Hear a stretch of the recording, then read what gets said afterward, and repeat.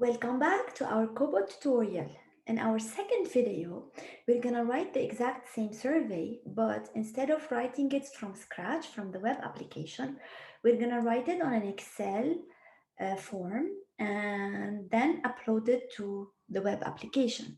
So we're gonna start by listing the basic fields that will be used, explain how they can be written on an Excel form, then how to upload from Excel to KOBO, eventually view and deploy. First, I'm gonna list the basic fields that will be used before starting with the Excel form. So to be able to see the fields I'm talking about, the first thing you're gonna do is you're gonna go into www.kobotoolbox.org. You're gonna sign in, you already have a username and password.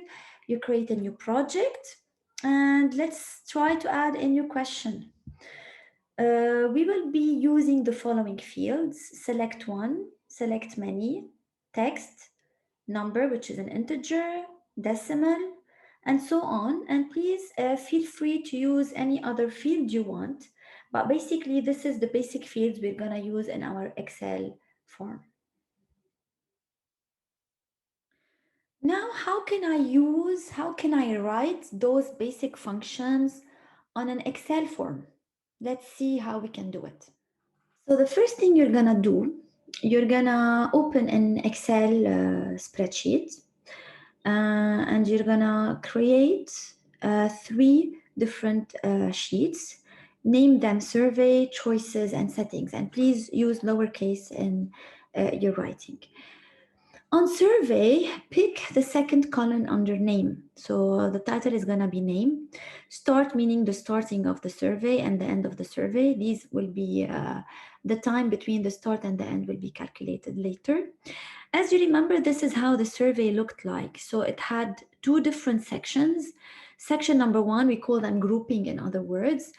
Group one, group two.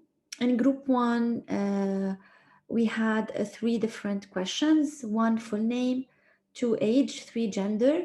Please notice that I'm using lowercase for start and group, and I'm not using at all any spacing. So instead of the spacing, I'm using underscore. So one full name underscore underscore during the spacing for the spacing. Okay.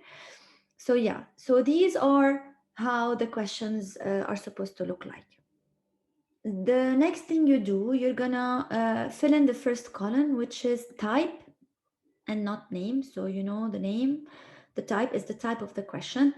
For start, it's gonna be start. For end, it's gonna be end. And again, I need to remind you, use a lowercase for the beginning. This is the beginning of the group. So this is beginning of the group and this is the end of the group. This is the beginning of the group too, and this is the end of the group. Now, this question is a text, and you already know this from this side. And the age is an integer, and the gender is select one. However, the weight here is a decimal, and the activities are select multiple or select many. You write select multiple.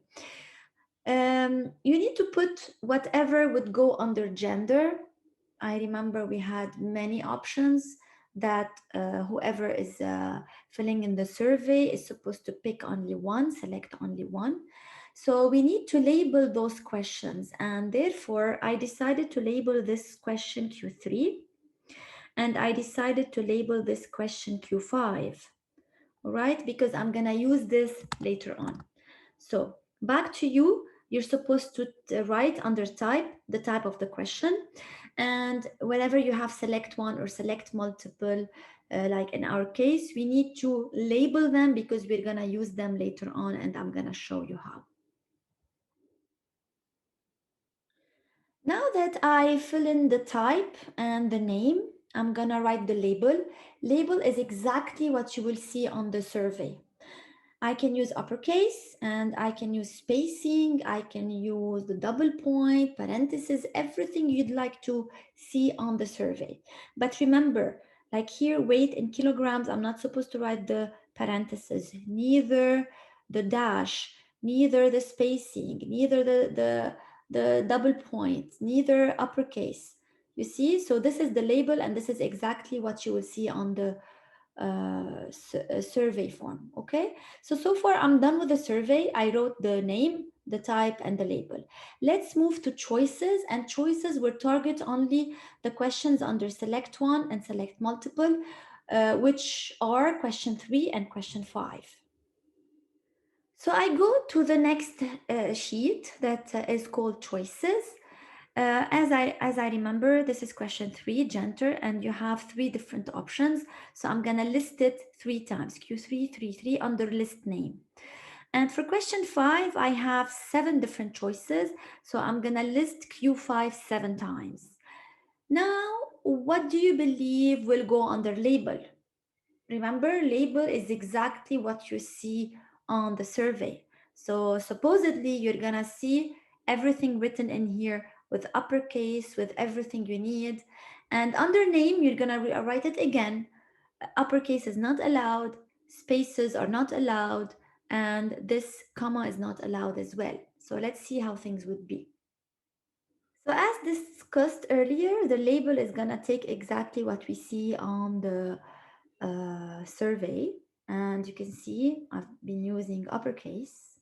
Now let's see how the name is gonna look like.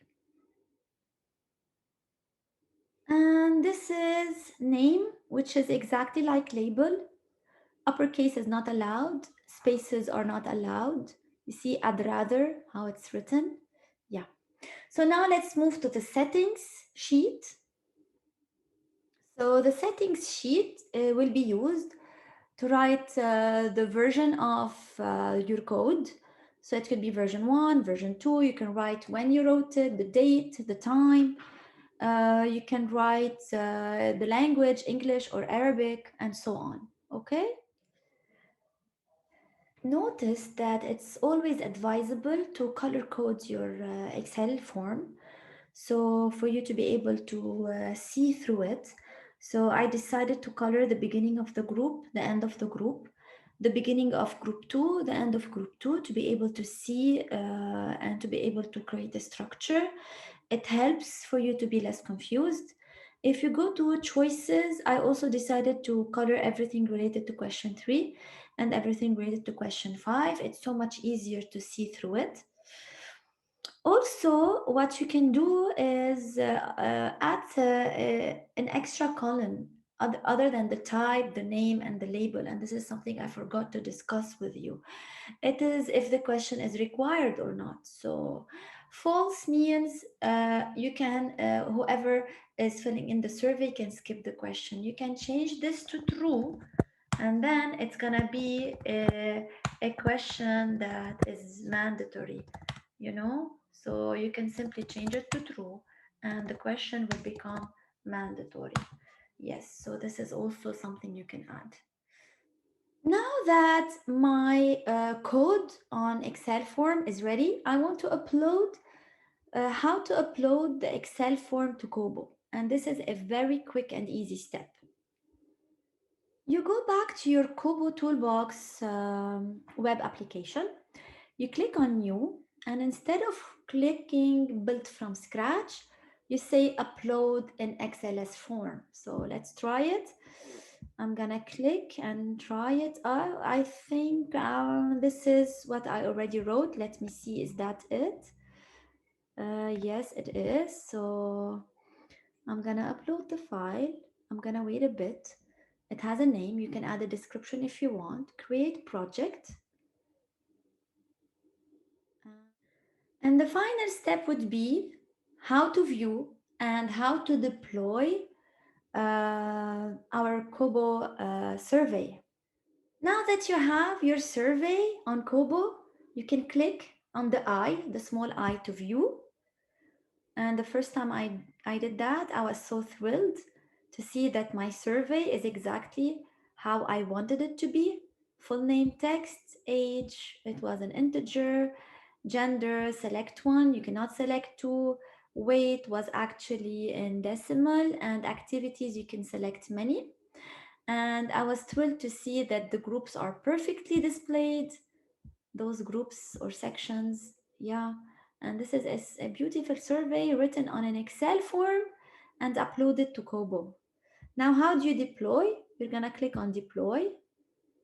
Whenever you click on deploy, you're gonna have the link. You can copy and send to any device, to any person, to be able to fill in the survey. So you will be receiving data. Like here, I have 0 submissions.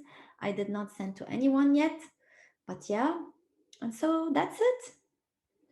Now it's time for you to try your own and let me know how it goes.